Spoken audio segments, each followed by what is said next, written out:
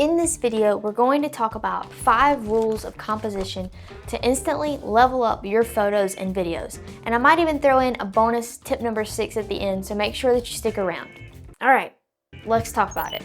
Rule number 1 is going to be fill the frame. This is super simple and super easy to do. Basically, just make sure that the subject of your photo or video is the subject of your photo or video. So if you're taking a portrait of a person, you want to make sure that the person is filling the frame.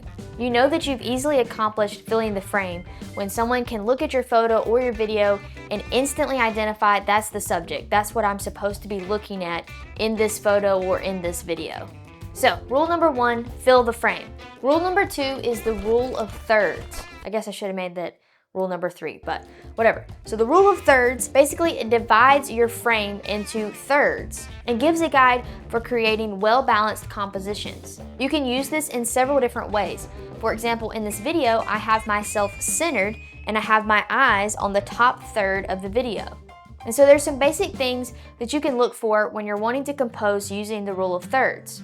For example, if someone is straight on, you want to make sure that they're centered and that their eyes or their head, depending on the framing of the shot, is on that top third. If they're looking to one side or the other, like if I was sitting here but I was kind of looking this direction, I would put myself on this third. This feels more natural than if I was facing this direction but I still put myself on this third.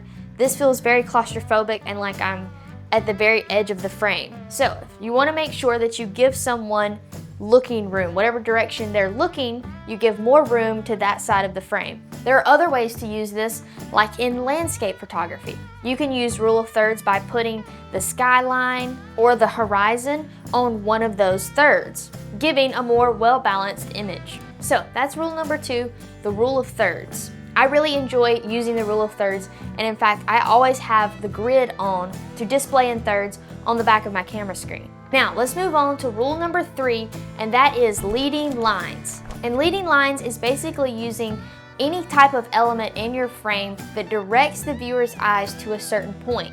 So for example, if you had a railing on a sidewalk that pointed at an angle, you could direct the viewer's attention to the end of that line in the frame. Or if you had someone in the center of a bridge, those lines of the bridge leading up to that person are going to start here, you're going to see them, they're going to end at that person, directing your attention to the center of the frame. So it's always fun to look for different examples of leading lines in whatever environment you're in and see what kind of cool composition you can use by using those leading lines in a creative way. Rule number 4 is to create depth.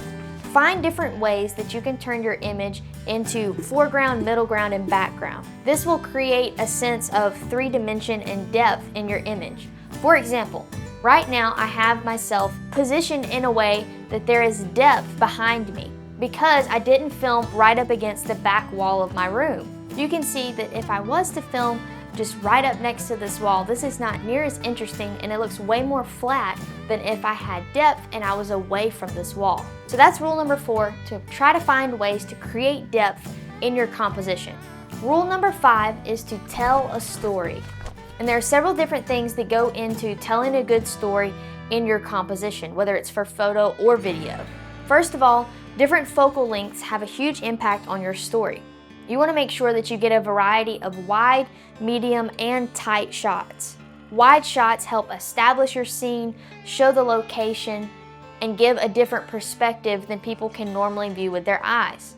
Medium shots are a little bit more zoomed in, they're a little bit more how we view things in real life. They feel organic and natural. And then you always want to get some detail, some close-up shots to add in that visual interest in between those medium and wide shots. So you can use different camera focal lengths in a bunch of different ways to create a story in your composition.